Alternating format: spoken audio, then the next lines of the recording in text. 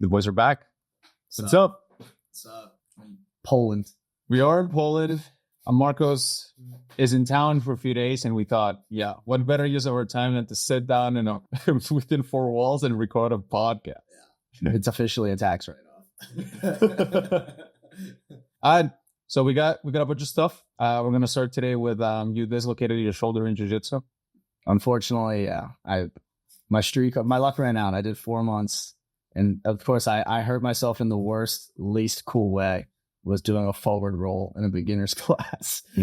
And I just didn't roll hard enough. And I completely went directly on my shoulder and it popped out the back. And then as I landed on my back, it popped back in. Oh, God. And I was just like, am I good? And it was so sore for the rest of class. And I'm still pretty sore, but I'm like 60% of the way there healed. But yeah, it's pretty lame. You're like, you're wrong? Yeah. Hopefully, unless it keeps like dislocating over and over again. I know sometimes that happens to people, then maybe not. But worst injury I had in jiu-jitsu was when I was training with an upper belt. And usually you want to train with belts that are higher than you because they know how not to hurt you.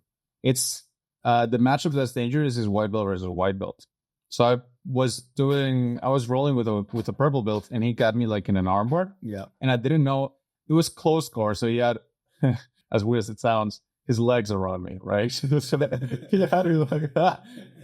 And then he grabbed my arm like that. And I didn't know you could arm bar me from that. So anyway, he grabs me and he starts pulling me like this. And you could just hear, but like it hurt, like it didn't hurt that much. PTSD. I did something. Like it didn't hurt that much, but because you have the adrenaline going on. But when I cooled down, like I had to sleep like this with a bunch of pillows like this, and it was bad. It just wasn't fun. Yeah. So the story is don't do jiu-jitsu. Yeah, unless you like pain. Yeah, that's it. Anyway, welcome to the Lex and Cash podcast. Today we're here to talk about business. So let's roll. I want to talk about attracting clients that make more than you. So this month, I got 3 clients that make more money than me. And it was surprising because I showed up to the call and one guy was like, yeah, bro, like I'm making like $400K a month. I'm like, what the hell? And I just kind of want your help to make it more profitable. And I'm like, sure, like guy that makes more than 4 times more money than me, of course I'll coach you how to make more money. No problem. But it got me thinking because it happened again. Another guy that made 2.5 mil. He said, dude, I'm making money, but I have 5 kids. I need more time. So thinking about how to attract clients that make more money than me, I went back to the emails that got them. And I realized that I wasn't calling out a certain demographic. I didn't say, if you're a coach at 5K a month, a coach at 10K a month, because then what I found was that it capped my upside and I wasn't getting enough people that make more than that. So I realized that you attract a certain, maybe lower level of client with promises. You attract a higher level of client with philosophy. When you tell them it's not just the goal, it's how I got there. It's about time, freedom, the philosophy, not chasing, not doing it's Google Docs instead of sales calls, not big teams, but solo teams, not big cost, but 96% profit margins. They're attracted to the philosophy, not just the promise. And if you want to attract people who make more money than you, I think philosophy is a better goal than just focusing on promise. Yeah. I think the secret to attracting like whale clients that make more than you, I'd say half of my clients make more than me. And a lot of them are because we scaled them past my reps. It was stupid. Suffering from success. Yeah, suffering from success, which value capture is a whole nother story. Is like how much value can you capture from your clients based on how much you help them generate. You can do that another time. But anyways, I think the secret is just niching down to a point where you help a specific person do a specific thing.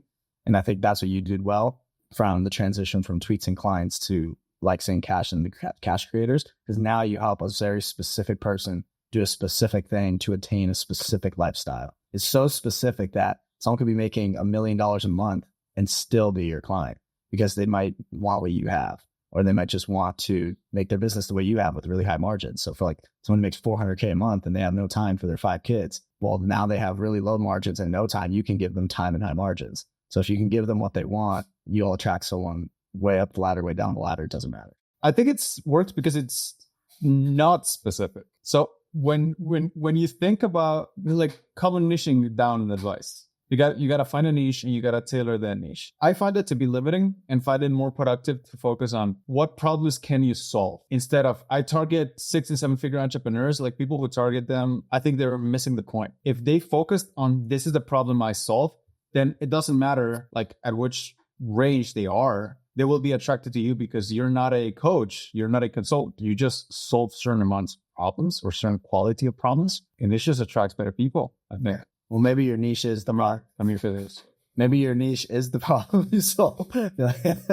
So like a Looney Tunes bullet. The niche is like the problem you solve. So for example, like for me or for you, your niche isn't 6 and 7 figure entrepreneurs. Your niche isn't coaches. Your niche is helping people save time, people who want to save time, people who want high margins, people who want a lifestyle business. So it's like redefining niche. That could be a whole graphic for you. What niche is it? What niche is? Actually, yeah. You're telling people my secrets, bro. What the hell is wrong? My bad. So I was going to steal that. Yeah. All right. So yeah, drive the clients to make more money than you. It's about philosophy. Because like you see it on your phone, right? You're scrolling Instagram and somebody says, if you're a coach making 5K a month, you know what they're trying to do. You know, what that says is I'm not attracting people who make money. So let me start with that so I can filter only people who get money. But that attracts people maybe at that level, but it doesn't get you people above that. So then it's like you're kind of shooting yourself in the foot. I also just got it just reminded me of something like, for example, people don't search up their niche. Like they don't search, like if I need help with something, let's just say I need to learn how to build a funnel. I'm not looking up, 6-figure, 7-figure agency owner. I'm looking up how to build a funnel. So if you're focused on the solution in your marketing, how to build a funnel, when I search that up on Twitter, how to build a funnel, you're going to come up. If I go and search up 6-figure coach, 7-figure agency, Twitter agency, why would I do that? Like nobody does that. So if you create your content the way that people search on Google and the way that people type into ChatGPT, you're going to be at the top of their list when it comes to search. So say hack. Yeah, well, what do you see on those random ads on the internet? You don't see, or you do, you're looking for women. It says, hot women in your area 10 kilometers away from you are looking for you. Yeah. I have a story here in Poland, actually. Let me tell you a story about this mission. This actually happened. So we were with a few friends in kind of the main street here where a lot of tourists go. We were tourists, so we went. And at night, there was this strip club that we just had to cross many times in order to get to where we wanted to go. And back, right? So they kept changing their pitch every time we went there. They said, hello, strip club, maybe for you? First time. I'm like, no, thank you, we're good. Second time we went there, they're like, many hot women, they're waiting for you. They're waiting for you. We're like, okay, thank you so much. No thanks. Next time we went there, they kind of recognized us and they were like, 25 bitches waiting for you. We're like, okay. Like, and the last time we went there, they already recognized us and they were like kind of tired of us. And they were like, don't be a pussy and get some pussy. Changing the wrapping. Same offer. Yeah, they were red velveting the shit out of that offer. But anyway, they were not targeting the horny dudes. They were targeting the problem they solved. So that's when you can learn from Polish strip club. That's a good email headline. Yeah, this is what I learned from Polish strip clubs. Yeah. Actually, that's a good one. I've been getting into Ben Settle stuff. You know Ben? I've heard of him. I haven't dove into his stuff. Ben Settle sounds like 3 emails a day and dude knows how to sell. He'll just wrap up a bunch of stories, but he does a different kind of marketing. He does kind of negative marketing, which works if you're like very confident and you're kind of like, you embody the bastard archetype. It works really well. But I don't know. I feel like negative marketing for 99% of people doesn't work because we're not Andrew Tate or Ben Settle. And when you try to shame people into buying, I find that it feels like you're doing the right thing because you're trying to persuade people with facts and showing them real problems. But that's just not how to persuade people. I'd rather show people instead of this is a problem and it's your fault. I try to tell people this is your problem. We acknowledge it. Here's what you can do about it. I'm more of a cynical person and more of a sometimes can be kind of petty, but I try to avoid that a lot in my marketing because I just know that it doesn't attract the people I want. Have you thought about that yet? Yeah, I think mine is a lot of times it's not convincing, but almost like a coach. Whereas a coach would, when they have a player, they have to show them their potential. So I think for me, it's when I get somebody, I'm like, this is what you have. Like, you're sitting on a gold mine. This is what you need to mine that gold. Like, you already have all the right components. You just need to put it in this order and deploy it this way to get the success. Kind of like what you said, emotional support is part of what we do. It's kind of like that, where it's like, it's not working for them. Here's what you're doing. You're not doing anything wrong. I swear it's not you. You just have to do it this way and shift a couple things. But everything, your offer and, your story and everything is great. Do you have an example of a client like that you turn kind of, I'd say we could call it turn a liability into an asset? Yeah. So I've had a client who, let's just say he had like a service business in the trades. So it's like a trade business. So I'll go specific. In his trade business, he's doing really well. But all of his content, and he only had like 1,000 followers, all of his content was about the trade. It was how he's building his trade business, the back end, how he's operating, how he's treating his employees, stuff like that. Super, I don't even know how to explain it. It was just it was targeting the wrong kinds of people. And I'm like, okay, this is great, but you're missing the point. The point is you're trying to attract other people who would want to build a trade business, not people who already have a trade business and need to know the ins and outs. So I basically just said, this is where you're at. You need to zoom out a little bit with your content and add some personality. And now he has, 30,000 plus followers and does really well. So I was just like, you're not doing anything wrong. Your offer is good. What you're doing is good. Who you are is good. It's not you. It's what you're doing. You just got to change a little bit, zoom out, and then boom, it works. Yeah, I want to talk about that. That's another way to attract people who make more money than you. It's showing people, and I wrote about it, how to turn in a liability into an asset. So we'll use cars as an example. A bad ad to attract a lot of beginners would be how to make $30,000. That would attract a bunch of beginners because it attracts anybody who's like, let me get that. A good ad to attract people with higher quality level is how to turn that old car you got parked in your garage into $30,000 cash. It shows you how to turn a liability into an asset. It attracts people who make more money. Will you attract less people? Of course, because not everybody has a car parked in their garage. But you will attract higher quality leads. I did this with Wellbait. So Wellbait was a workshop I ran. It was a content workshop. I could have sold it as, here's a content so you can make money, right? But I said, here's how you turn the hidden whales from your audience into paying clients. So that's a liability into an asset. I was surprised. The people buying that were people who already had an audience, who were already trying, really high quality guys, instead of beginners who were going to ask me how to set up ConvertKit. So I like that little shade of nuance. To attract higher level people, you don't just show them the promise, you show them how to turn what they already have into something that they don't have. And that's like really, really helpful in my marketing. I really try to think, what do they have? What does my ideal person have? And how can I show them how to turn that potential energy into kinetic energy, that liability into an asset? There's actually this is kind of like a gray hat method to this as well for targeting, like a super practical, I forgot those, like a super practical way of going. So I'll call it like upmarket coaching. Let's call it luxury coaching because it sounds good. Right. So think about like design. We're like designer. We like designer coaches. We don't want like TJ Maxx, Marshalls coaches, Walmart coaches.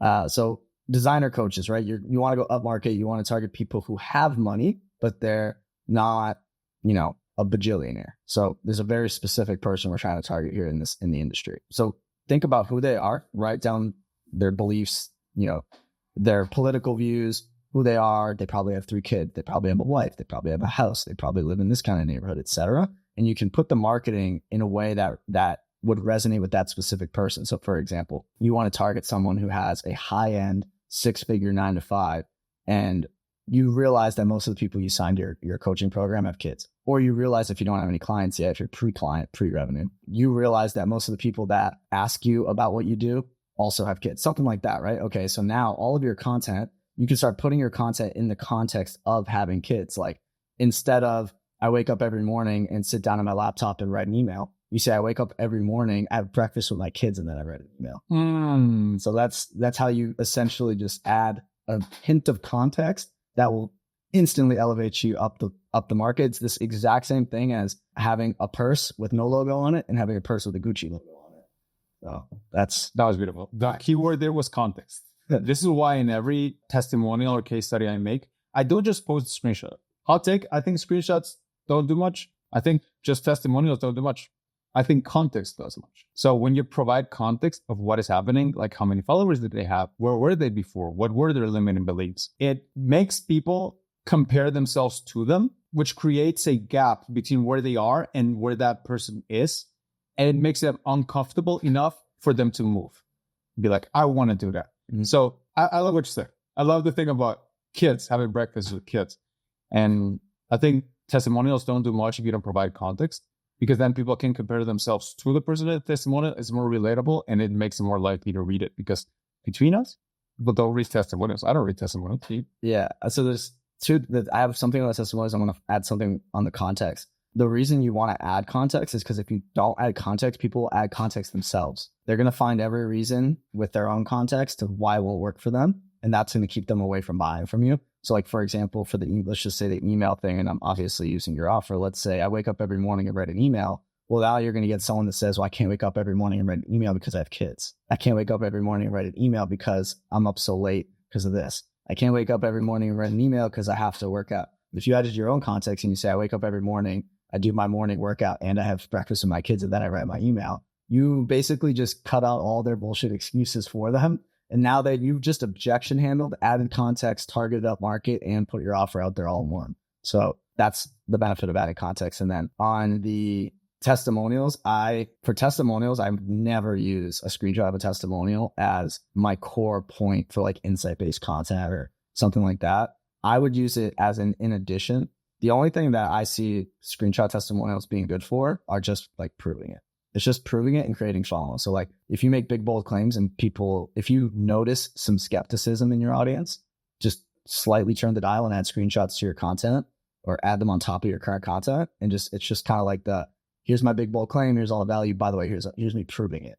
And here's the FOMO. It's just kind of like a tool in the toolbox to counteract something. So like for me, I have a lot of clients who will go crazy viral sometimes, and then they'll get a bunch of hate from the normies. And I'm like, okay, well, I have to follow that up with proof.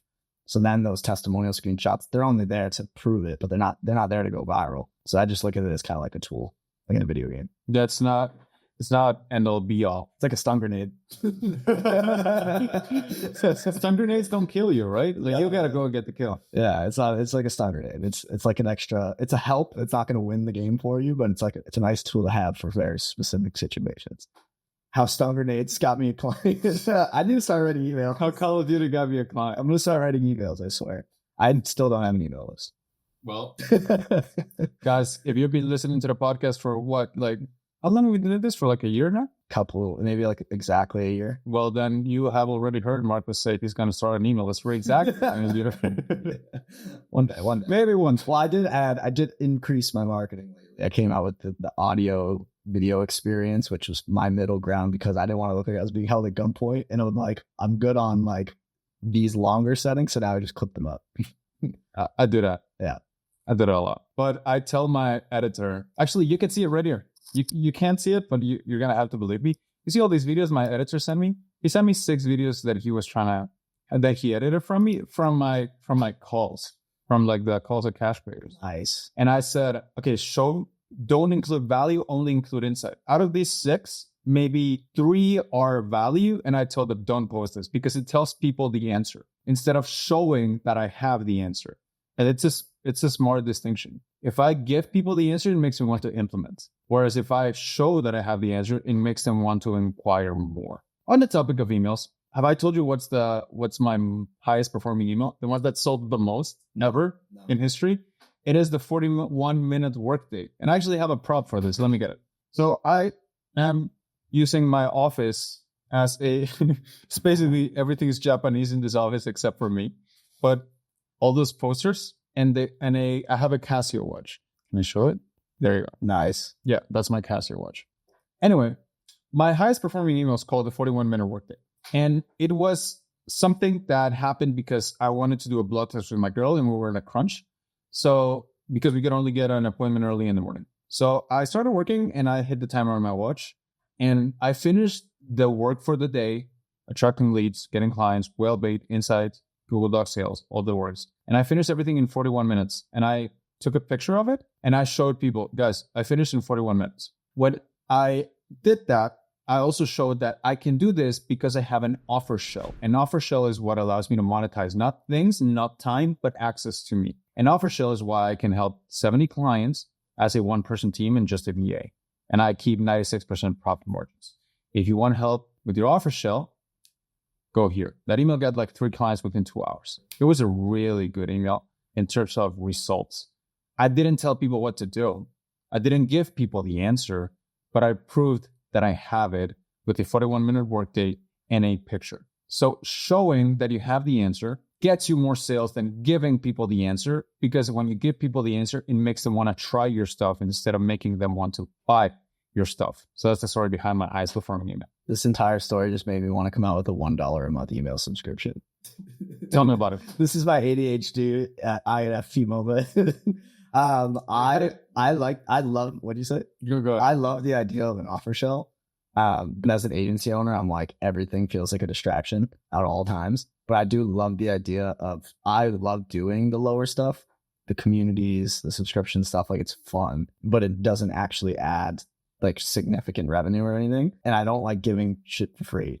I learned that from you. I hate it. I had an email list of 6,000 and it was awful. It was the worst. I built the whole email list with like freebie seeking, like low ticket. Basically, it was a perfect email list if I was going to sell a course for like hundreds or like a couple $1,000s, which is the exact opposite of what I did. I needed like a B2B email list, and I didn't realize that at the time. I built a B2C email list, so that's an email, all right? B2C versus B2B email lists, but I think it'd be cool to do like a $1 a month just to weed out the people. I don't even know if it's enough, but it would just be enough to weed out the people who are like not actually serious about reading the emails. Because I do like the idea of building a daily writing habit in email. I think everyone in marketing should have one, honestly. It's beautiful. And I use it as journaling as much as I use it for marketing. I just put things in. Like, I think that a lot of coaches kind of lost track of what they do. Like, you and I we're writers first. I consider me a writer. I agree. Do you?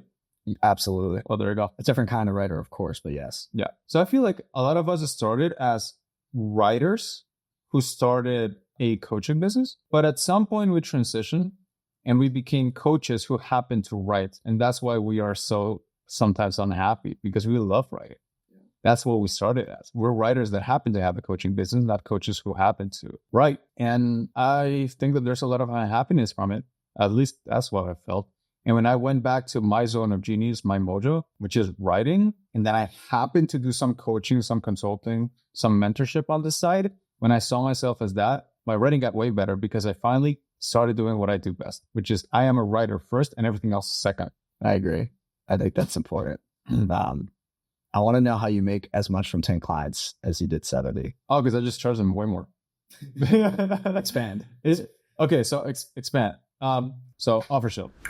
So it is about access. I don't monetize things with an offer suite. So a typical way of structuring offers is an offer suite. So an offer suite has many things. It has, let's say, like common would be like a course, a community, a program, and a mastermind. So you have 4 things. The problem with an offer suite is that it monetizes things, and things don't cross-pollinate in benefits. If you make your mastermind better, that doesn't make your course better. If you make your program better, that doesn't make your community better, because they're different. Whereas an offer shell doesn't monetize things, it monetizes access. It's not many offers, it's one offer with many levels of access. So I make as much from 10 clients as I make from the other 70. Why? Because of an offer shell. Most people need limited help at limited pricing because they want me, but they don't need me. Whereas some people might need more help, or they're in an intensity of a business, or they just want closer access to me. In that case, access increases, but so does pricing. So then that's how I can charge 2, 3, 5, sometimes 7 times more for access to me as from other people. And it's the same thing. So often I will do workshops, and there will be people who paid me one-time fees, people who pay me some money every month, and people who pay me 5 times as much money every month in the same thing. It's because I structure my stuff as an offer shell that I can just do one piece of work and the benefits cross-pollinate in all of the levels of the shell. I would love to ask you either now or after. I want to see like the top 3, in your opinion, like the top 3 cash creators who are like doing it the cash creator way. I would love to see how everyone does this in their own ways. I want to do it. I feel like it'd be really cool because I feel like no one's done it quite with an agency. I think it'd be really cool because it basically at the highest level of access would obviously be agency instead of partnership. So I think it'd be really cool to see from different people's angles. So If you did an offer shell, you would have a very similar offer shell, except for the last level would change between you and I. Your last level wouldn't be partnership. Your last level would be partnering up. I want to put a pin in this because this is how I actually envision the podcast being. Is it's more like a jam session of us just talking about business and people just feel like they're in the room with us. Because that's how I want it to be now. So I'm writing this note for myself, like actually. Yeah. So you would get people inside. You would run workshops so that people would learn specific things. One could be on the pesto pillars. One could be on your DM script, right? You would do things that you can sell one-off that are like magic pills, easy to understand. From that, you add more access to you. From that, you add even closer access to you. And from that, you do done for you. So you would see yourself, right now, your offer is you do stuff for people, but you would introduce an offer shell as a funnel to that highest tier offer. So people will join your workshops and then get closer access to you and then more and then more. And then the highest level is when you do the thing for them. So you wouldn't sell the offer first. You would sell the other things as a funnel to your main offer. So essentially would be competitors. This is awesome. All right, I put a pin in my notes. Yeah, we'll talk about it later as well. Off camera, off the notes. Yeah. I wanted to tell you the exact pricings and stuff, and I can show them to you, but because I know it's the 1 to I've seen the shell as a canvas where it's 1 to 100, and then so let's start at the beginning. What are your ticket prices on average, or what are they always $100? Have you done a $1 workshop? I have, and it didn't work out as well as I thought it would. So a $100 workshop, or you like it better? I'm sure there's a sweet spot number that we'll find out one day, but what is the best number you've seen? I will tell you off camera. Yeah, but the goal is just, you got to convert somebody into a customer. You got to give them to give you something and this is how I manage to not spend time with people who have not given me money. And I managed to get my mental health back because I don't spend time with people who haven't purchased something. The goal is making them purchase something so that you can dedicate your marketing efforts to them. They are way more likely to buy your stuff because just the intent and the act of taking their card out and buying something is a signal that is worth diving into. I just really, I figured out something really cool just now because I don't know if you know, I was just at WAP. I was at the WAP headquarters in Brooklyn 2 weeks ago. They flew me and Julie out. They were an amazing team. It's the second team in office I've been to this year. I went to the school headquarters earlier. I just went to the WAP headquarters. Not quite a competitor, but kind of are. But with WAP, you can truly make an offer shell in the platform, which is really interesting. You could have each level of access tiered down in each tab. So you would basically just have to access the newsletter. It would be $1, and you can embed other websites. So then it could be, okay, subscription community, and you could embed school. And then it'd be, let's just say that's $100. You could have a consulting call directly in WAP, and they can a pay gate within WAP. And then that's going to be, we'll call it $1,000 an hour. And then the last one will be embedded in the website. And the website will be my landing page for the agency. And you could literally create the offer shell in WAP, and WAP processes all the payments and everything. So it'd be really interesting to kind of build an offer shell into a software. Because you could basically, so if you go to WAP.com, start selling, and then you'll kind of see the hub, which is cool. Okay, so yeah, if you type in WAP Marketplace just into Google, it'll be a different website than the one you just saw. You type in WAP Marketplace and it pops up on the screen. So I'm making requests like people do to Joe Rogan and Jamie. Yeah, let me take the mouse. It's really cool. So WAP, and then you got the WAP Marketplace. So this is top charts. So you got, let's just say, you would basically have your offer shell. Oh, you have? Oh, right. God. Basically create the offer shell with different levels of access. So there's actually people that have a free level access, and I want to see if I can join, because in then we can share screen on this. So here's free. We can share screen. Oh yeah, so we'll share the screen. Let me make some. This is the freest marketing WAP has ever gotten. They're really cool. They're backed. They're like a really cool company. But all right, you can go. Okay. So this would be like a free one, and you basically have your free, if you got a free, or you just have $1. Then you'd have your monthly, and then the way it looks in the hub, we don't do free. We don't do free. That is very true. But the point is that you could basically just have the offer shell, and then within the hub, I wish I could see it, but the way it looks is that on the left, you'll basically have 1 offer, 2 offer, 3, and you'll basically have a place where you can actually add all of the book a call thing. Yeah, I think you'll like this a lot. So, all right, guys. So, welcome to Marcus and Jake. Just trying to figure out tech. Trying to figure out tech. So, I just made this WAP, right? So, this is called a WAP. And then with this WAP, so a WAP is just like your dashboard, kind of like a school. So, within your WAP, you can add all sorts of apps. So, they're going to have like an app store that people can make apps on, but they already have some, right? So, let's just say you want to add a offer show. What's the lowest level of access you would have? Let's do 50. Okay, so let's just say it's like a workshop. So if you wanted to have a workshop here, you could have a link, affiliate link, forum. Forum would be really good, but you'd really want to have video calls with your community.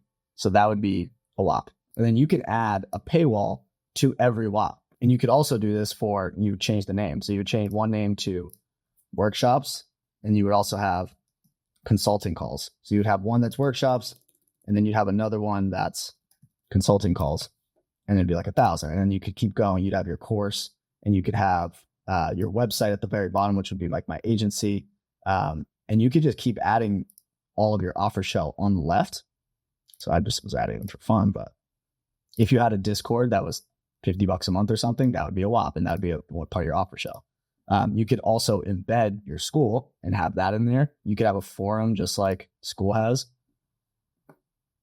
and it looks like a forum. Oh, this is really good. Yeah, so forums, just like school, you can actually change the layout if you want blog style. So if this is your paid newsletter, you could have your paid newsletter within WAP, and you can embed it with Beehive or something like that if you wanted, and you would just have it here, and you'd have the cover image there. And you could also add just regular content, files if you wanted to sell a Google Doc. If you want to sell the Google Doc, if you just have Slack access, you could have Slack access like here, and you just paywall it. Okay. Very easy. You just paywall it. Because right here, if you go to access, paid private every time. Oh, this is great. This is offer shell. Yeah. So you literally just make the offer shell, and you can add single or subscription. So single for a workshop, subscription for ongoing.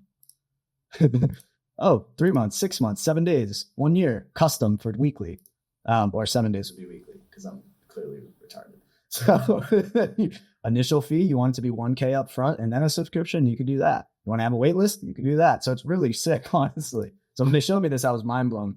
It has much more work involved than like setting up a school. But for the offer shell, WAP is definitely a really good fit. This is awesome. Yeah, so highly recommend this, at least looking at it, because it has so many different ways of billing and stuff like that. And the cool part is that they do their own payment processing. They handle all your disputes for you, and they notify you beforehand so that you don't get banned from Stripe, which is also really sick.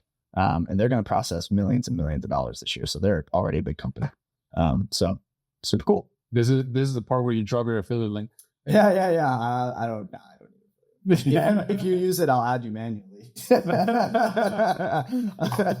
So that's my WAP masterclass, ladies and gentlemen. All right. Well, this is good. I like it because it allows you to monetize levels of access, which has never been done. And to be fair, you're the only person that knows what an offer shell is. Like, you're the only person talking about offer shells. So like the softwares, they just happen to fit the offer shell. They didn't do it with you in mind. It just happens to be a good fit. Here's a hot take. I think they would have called it offer shell if they knew about it. Offershell.com? Yeah. Shell.com. I think that's a gas station. Sponsored by Ferrari. All right. Well, I'm having fun, man. It's been a while since we did this. You know, it'd be cool for you. I don't know. This is my branding brain in the works, because the problem with my brain, maybe this is an INFP brain, is I always have 60% of an idea, but I never have the final. Like I sent JK a voice note last week, and he just goes, "I'm not listening."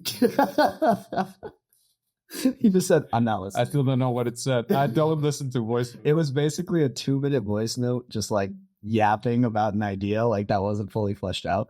But anyways, JK had. I missed nothing. Yeah, you did. JK had a whole website about a car and how you can fix one of the tires to keep the car going and stuff like that. Yeah. And JK also has an entire brand around offer shell. So if you combine those, Shell gas station. There's something in there, right? My brand new vein, it's working. Oh, is this website still going? Yeah, but it's not as good as I like it to be. You make the best websites. I know a lot of people would say, "Do you know how to make this?" And they send yours. I'm like, no. Which one? The email one, the newsletter page, where it's just a square and it just says. Wait, let me show this to the people. Yeah, the cool thing about the streaming version of the in-person podcast is we can just like share screen and do all sorts of stuff. Yeah, you want to know how to do this, guys? This is a template in card. I've gotten questions about this at least by 3 different people. What about it? They just like it. You should sell it. Level of access. I actually do. Like I have my ClickFunnels templates, but I switched to this is card. I used to have ClickFunnels. Can I have this template? I'll literally give you $50. Dude, you can pay for today's lunch. Okay. Deal. I'll pay for it. That's how we do it, boys. Let's go. I want this. And I'm putting a note, by the way. I'm not going to forget. Well, it's not a template, but dude, you tell me you can't make this? No. It's not that easy. Cards kind of hard. Look at this. Like, you saw it, bro. Anybody could do it. Anybody wants to get $50, just send it to Marcus. All right. This is going to be the How to Make Cash podcast. Yeah, well, there you go. Obsessed with making microtransactions. The microtransaction podcast. That'd be a cool SaaS for the future. It's microtransaction.com. You don't call it Shark Tank, you call it Fish Tank? Yeah, Fish Tank. You're just selling small things. All right. Let's keep going. Oh, one thing. I think that something that I've been encountering this week is people have an offer. It's working well, but then it stops working. Why? If the offer was good, what changed? And I was thinking about it, and I realized that offer variance is something that's not talked about enough. Offer quality is key, of course, but offer variance keeps it alive. I think that varying offers is as important as making the offers good. Because if people know what you're going to say, they stop listening. By varying it and including different levels of your offer shell every time you promote an offer, it allows you to take offers down so that they can breathe. And then when you reintroduce them into the market, they hit harder. There is a reason why Starbucks takes down the pumpkin spice latte for most of the year, right? Because, well, when they introduce it, it hits. Like if you see actually Starbucks ones, their biggest ones are during fall. It's when the pumpkin spice latte is a thing. Like you can look this up. And, it's because of offer variance. When you take offers down, you allow them to hit harder when they're up. So this is why I am big on vary the offers you make so that people, almost like you keep them guessing, they don't know what's coming. It's like bodybuilders, they confuse the muscle. You confuse the audience by offer variance. Are you going to use, like, for example, like the holidays to create varieties of offers, kind of like Starbucks? Like, for example, how to actually make money during Christmas. Already did, bro. Yeah, that's very cool. I like that. So we're wet. Yeah. So the way I did it, I'll give you a tangible example. I sold the 90 days of offers swipe file. So 90 days of offers. Why should you buy the 90 days of offers? Back then, can't buy it anymore. But back then, it was because summer is the hardest time for education businesses. People are partying. People are at the beach. They're not, worrying about their stuff. So I gave you my best 90 offers so that you could swipe them and just use them for the 90 days of summer. Maybe it'll happen again in fall. I might do something else. And then I'll do it again in Black Friday and then in Christmas and then in New Year's, which is the best time to make education offers. So yeah, like invent things. Never waste an opportunity to make an offer. When I came here to Europe, I didn't have an email to send that day. So I said, guys, I moved to Europe. Now we have European calls. So let me just make you the exact same offer I've been making you for so long. But now it has a Euro-Asia call time zone. Nice. Check it out, right? So it adds variance. When I went back to Guate, I said, hey, it's my birthday. Here's a limited offer for my birthday. You never waste an opportunity to make an offer. It's the little things, it's the little variance that allows you to pumpkin spice latte your offers and allows them to sell more. Interesting. Do you send a practical question? Do you send an email every weekday or 7 days a week? 7 days a week, sometimes twice a day. And you write the emails each morning, day of, including weekends? Or do you on like Thursday, Friday start writing? Do you write for the weekend or do you get ahead? How does that work? I go by feel. So some days I won't write anything. Some days I'll write 3. But they are always in the morning when I'm fresh. Like before I open up Slack and Telegram school, like I got to be fresh, So what I do, I can show you this. So I have a folder with ideas. So I just have ideas that are, like you say, half cooked. So some client told me, I love how you don't want my money. Haha. I always puked in a London taxi cab because don't ever tell a London taxi cab to drive faster. He'll kill you. I have one. There you go. Offer variance is as important as offer quality.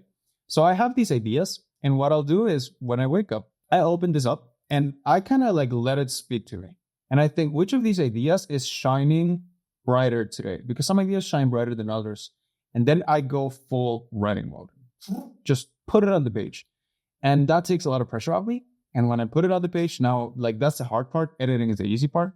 So things are done, took 10 minutes. So it's just about seeing what idea shines brighter.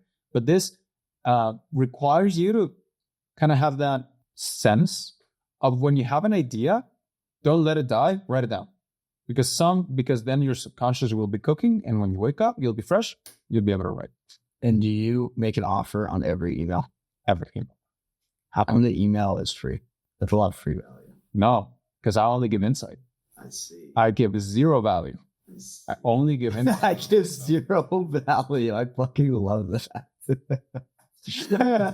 You want a free value? That's fair. It could be a free newsletter because I give no value. And because the best clients don't want value.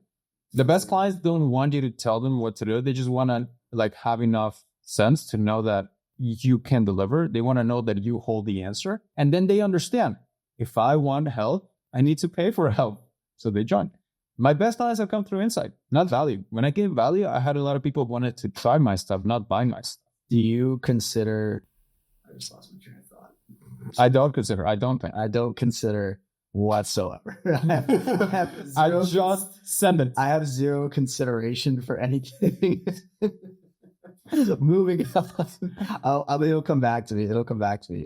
Let's talk about the Cash Creator Way, because I'm actually interested in that. All right, Boba, pull it up. The Cash Creator Way. I'm going to show you that visual. Actually, Boba, you do not need to pull it up. I can pull it up. I'll pull this up. Yes. We don't need you. JK, pull it up. Of course. This came from me working out a workshop on how to stop getting ghosted, because getting ghosted sucks. So how do you stop getting ghosted? And I think that it is about respect. People don't ghost people they respect. So how do you build audience respect? I feel like one aspect of it is leading. Is being willing to put your ideas out there and polarizing people who don't believe in them and who do. So this is how I put mine out there. This is my process. This is how I make money. I go from leads to customers to clients into higher level clients. So I don't ask people to jump. I don't ask people to go from lead to client, because what I found is that includes a lot of inefficiency. I ask people to flow from lead to customer to client because of prospect inertia. The more money someone gives you, the more money they are likely to give you. So if we introduce a smaller payment in the process so that they will be willing to get a bigger payment. And this is why 80% of my clients have bought a customer offer before. So how do you lead? How do you stop getting ghosted? You work out your process, which is a very mentally intense exercise, because a lot of our processes are in our muscles, but they're not in our brain. And what I mean by that is that we have a lot of muscle memory. We know how to do this. If I ask this guy to write a viral thread, he can do it. But sometimes doing it is easier than explaining how you do it, because it's in your muscle. It's muscle memory. You know how to do it, but you haven't verbalized it or articulated it. Maybe you have, but the point stands. So you take out your process and you draft. How do I do the thing? And then what you do is the most valuable, not valuable, but the most powerful marketing asset you have is as follows. It is this little green dot. It is caps locking your stuff and making it intellectual property. So once you map out your process, what follows is you name it. So what's the Cash Creator Way? We attract whales with value within. We don't do it with value. We do it with insight. And then we get them into our list with whale bait. Then we use the email sales machine to get them to buy our offers. And we start with the workshop funnel because prospect inertia is a thing. The more money someone gives you, the more money they're likely to give you. We use sell without sales calls and all the touch points to get them to buy our Google Doc offer, which is our lowest tier. Because the more money someone gives you, the more money they're likely to give you. This makes them more likely to upsell into our core offer for more money. And then we use our offer shell to upsell them further into paying you 2, 3, 5, 7 times as much. This is the cash creator process. And you see that I'm not just saying lead customers, clients. I'm saying we use value versus insight. Then we use well-being. Then we use the email sales machine, the workshop funnel, sell without sales goals, our core offer, a weekly recurring revenue, and our offer show. These are all terms I invented. Value versus insight is not real. Well-being is not real. Email sales machine is not real unless I make them real. So it is that willingness to put out those ideas that creates audience respect that allows you to stop getting ghosted as much. Because promises are abundant, but leadership is scarce. Courage is scarce. Being willing to be wrong and putting ideas that are original is scarce. So when you IP your process and when you put it out there, it allows you to stop getting ghosted less because people don't ghost people they respect. And you increase your respect by showing people, these are my ideas, take them if you want them. I do not care. This is what I do. So it is a lot of value in you crafting your process and IPing the individual parts of the process. Here's an interesting, I have a couple of questions about it. So like, where would you say, when people skip workshop the 20%, right? And they go straight to the offers, which offer are they most likely to get? Is it that Google Doc offer? And then where do those people usually come from? They usually come from, they didn't know me 2 weeks ago. They just found out about me. It's new people, but they're like the exception rather than the rule. Most people don't jump from leads to clients, which is ironic because most people, the industry is optimized to go from leads to clients, right? But most people actually come to a customer thing. And do you find that referrals will go to a workshop as well, or will the referrals sometimes skip? Because you must get referrals. No, they skip. They usually go to the course. They skip. Interesting. Yeah, it's the exception rather than the rule. I see. Something cool about WAP, just that we didn't even touch on, is that you didn't look at the dashboard because I don't have any sales through WAP. But if you do, it calculates like your LTV and it has like CRM built in, so you get everybody's phone number, email, name, everything they've ever bought from you, and it's all in their like customer profile in WAP. And you can do your CAC, your LTV, but like it's so cool. You'll like it a lot. It's like since you're a minimalist, you'll enjoy it. Is it a school competitor? I'd consider it a school competitor, but they don't want to be called. They're trying to be more like a Patreon competitor, but like still their own thing. It's really interesting because it's not quite like anything that's out there. So I'd put it's like adjacent, but not quite the same. I'd say a school competitor would be like Kajabi. That's a school competitor. It's just a course. You know what I mean? You can use WAP and not sell a course. Well, interesting. I learned something today. Yeah, me too. Anyway, lots of value in you figuring out how you do things because people don't do this shit. Like, let me pull this up. Let me pull us up, actually. JK, pull JK and Marcus up. Okay. Oh, you hungry, bro? Apparently. I don't know if you could hear it, but Marcus has just woke up the entirety of Warsaw. Yeah, olive pull and just heard my stomach. But people don't do this shit. Yeah. They don't lead. They don't have their original ideas, whereas this is how you make the money. It requires you to see, how do I do the thing? It requires you to mute, and this is why I muted the top guys in my industry, and think, how do I accomplish what people pay me to accomplish? And if you look not to the future, but inwards in how you do things in your brain, and you put it out there, people find this shit fascinating. Yeah. What things are obvious to you are fascinating to others. And now, going off of the back of this, because a lot of success in your world, in my world, I feel like has come from confidence. And there's a story in the notes about confidence, and I want to talk about it with the card story. I don't know if you need to see it. Which one? Scroll up. The girlfriend, how to not get defensive, and then confidence is scarce. They're two stories next to each other. Oh yeah, confidence is scarce. Kind of what it covered here is confidence is scarce. Promises are abundant. Confidence is scarce. So sometimes people will they get value from you. This is a lot of people this can be misinterpreted, but sometimes the difference between how much value people get from what you say is how confident are you in the way you say it. Because sometimes all people need is not value from you. They just need to borrow your confidence to do the thing. So if you say it with confidence, that can be the difference between life-changing advice and the worst advice I've ever heard. I agree. I just gave a masterclass to a cohort, like Taylor Simmons cohort. And someone, I basically just yelled at people, my information. I was like, this is all I do. This is literally it. Just do this. And I just said it so confidently and unabashedly with I'm just do it and you will succeed. And I don't really have to have a public speaking skill. and it usually hits hard. Like a lot of people said it hit really hard for them. So I definitely agree that if you have confidence in how you say things, it could be just as impactful as saying it in the most beautiful, like detailed way. Yeah. Sometimes clients just need that, man. Sometimes I just needed that. I'll tell you one thing. I got into my coaching, the guy that coaches me, and I told him about a problem. And I was fishing for a technical answer. I was fishing for a JK, do this. But it was more of an emotional problem. So you know what he told me? It's like, JK, in the nicest way possible, put your big boy pants on. This is you being emotional. And I said, you know what? You're right. Thank you for the value. This is why I pay you $3,000 a month for you to tell me to put my big boy pants on. Hell yeah. But sometimes that's everything you need. Somebody tell you, put your big boy pants on. That feels good saying. And how do you not get defensive? How do you not get defensive? So I'll tell you a story. So the way my offer is structured is I give people, if they give me no money, I don't give any value. If you give me $1, I give you everything. Right? So that's how I have it structured. So for me is, if you just make the first payment, you can just get on a one-on-one call with me. You're not obligated to stay. You can leave whenever. So this guy did, right? So he got the first payment. Well, it was like, back then I think it was $250. So $250 gets on a one-on-one call with me. And the guy, like on the forum, he kind of lied. He said, this is how much money I make. I make 20 million. You know, I just want help with like structuring this thing. But like, I'm doing great. I just want some little tweaks. Get on a call with them. And like, I don't know, he didn't behave, in my opinion, like somebody who's made 20 million. And at the end, he says, hey, JK, like actually, I just wanted clarity on the call. Thank you. And I need to cancel because I used my girlfriend's credit card to pay for this.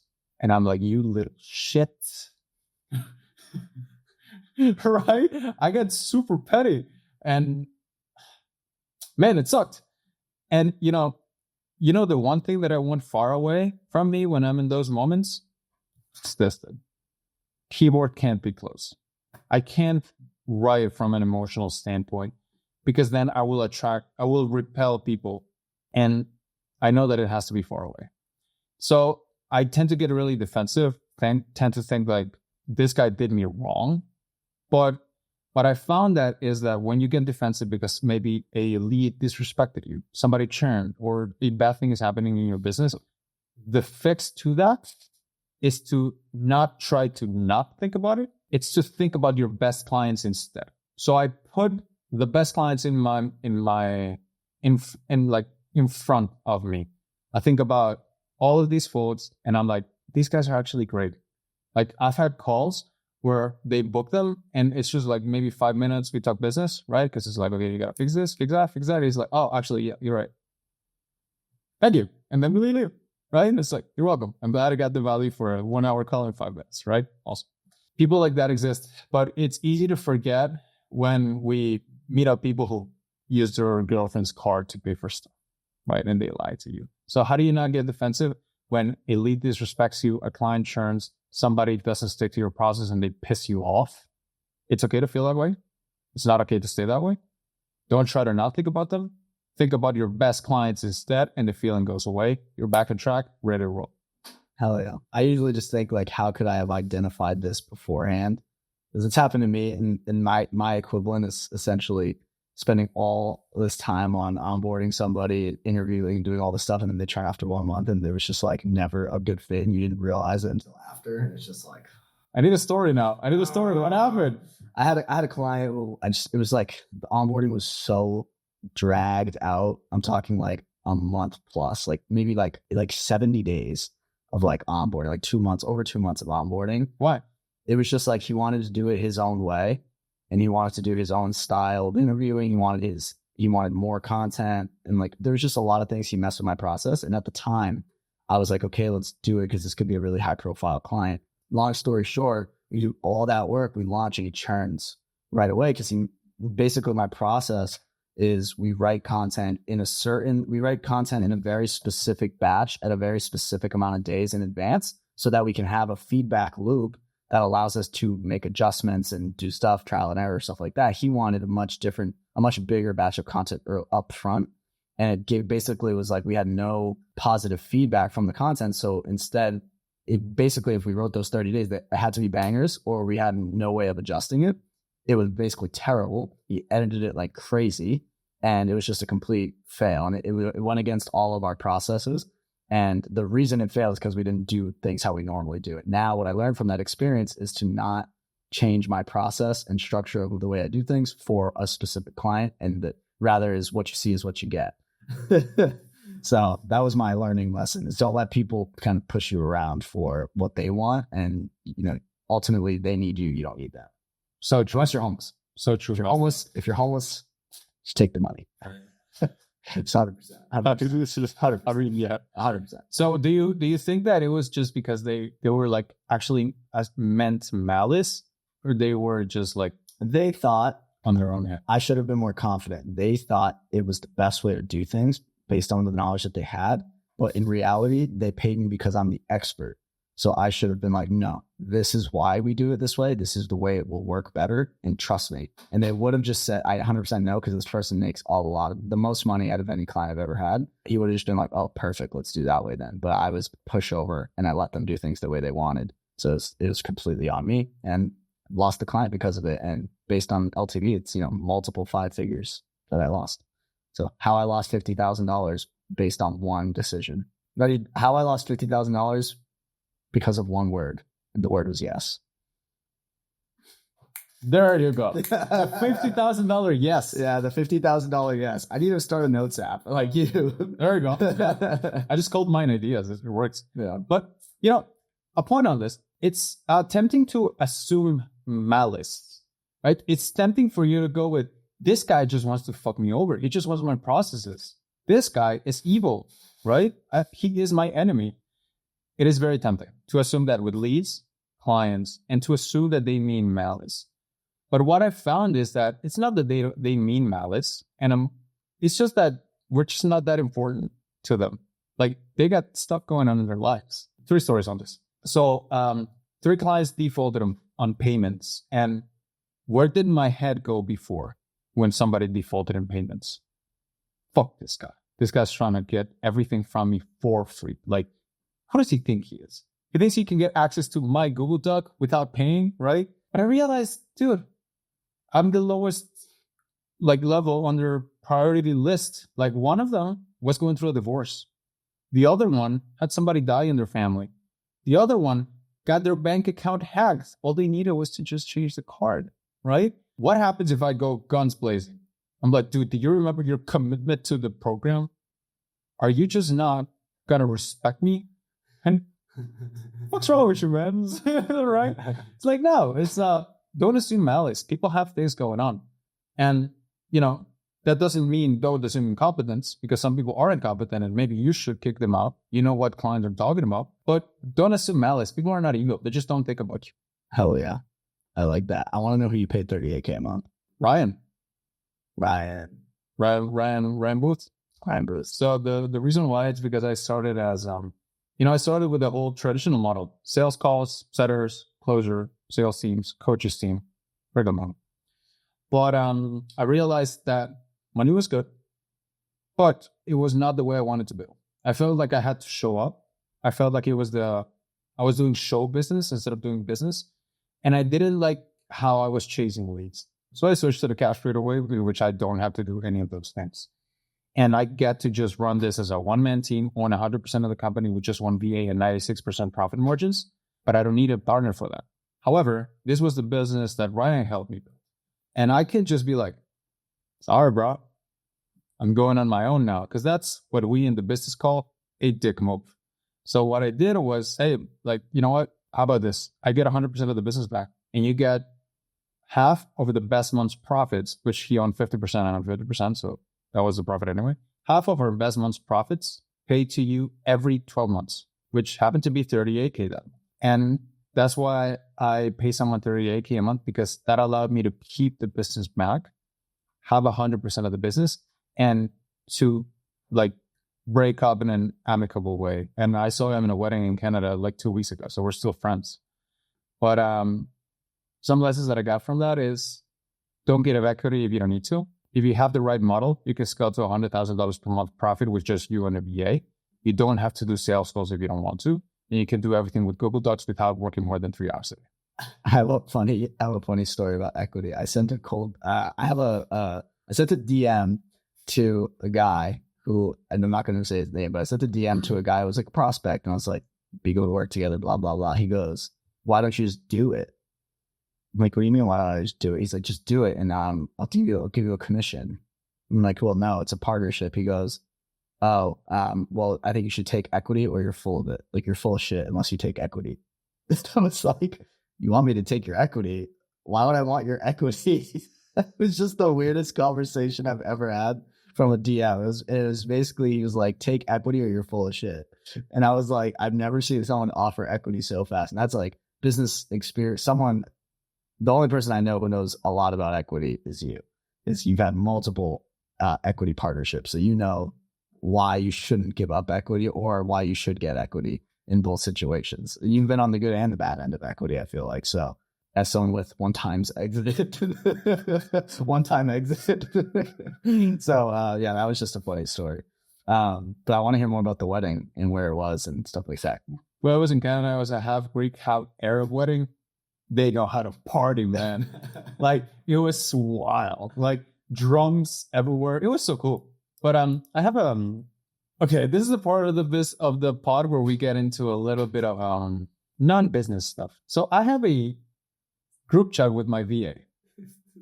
This group chat is called Stupid Messages. In Stupid Messages, we put out stupid messages. Okay. So there's a few. One of my favorite ones is you mentioned the weirdest DMs you've ever got. There's one in which somebody said, "JK, this is a great offer. Do you have parity price for creators from the third world?" And I said, "I am a creator from the third world." I'm a download this. I'm a download the ones that are safe for work because they're not all of them. So let's go over some of the stupid messages. Stupidest messages JK's received in the last few hours. Oh wait, there's one more that I gotta show you. Let me start. Why you have this text center like that? Is that a Christmas tree or what? Sorry if this comes across rude, JK. I respect you, but I just can't believe right now you don't have a solid design in place for this. Like you probably have so many visitors on your website. Why do you let some of them simply slip because you didn't want someone to put in the work to design something beautiful and readable? This is a web designer. You're right. I should just hire you. Pretty smart idea, JK. So this is one of the Hall of Famers. I enjoyed this. It's next. I want to express my undivided interest in you following me back. I am here for money. I'm not here for money. I am here because I found my family.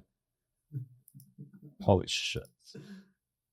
This is one of the AI responses. I don't know if you want to make this, but AI may not be in your favor. This week, I'll show you how to attract whales to your account. We call this whale bait, and it's what allowed us to average 9 clients a week in January. You need to get an email when it drops. Yes. Plus, whales are mammals. They don't eat the same as fish. Save them time. They love the smell of more free hours in their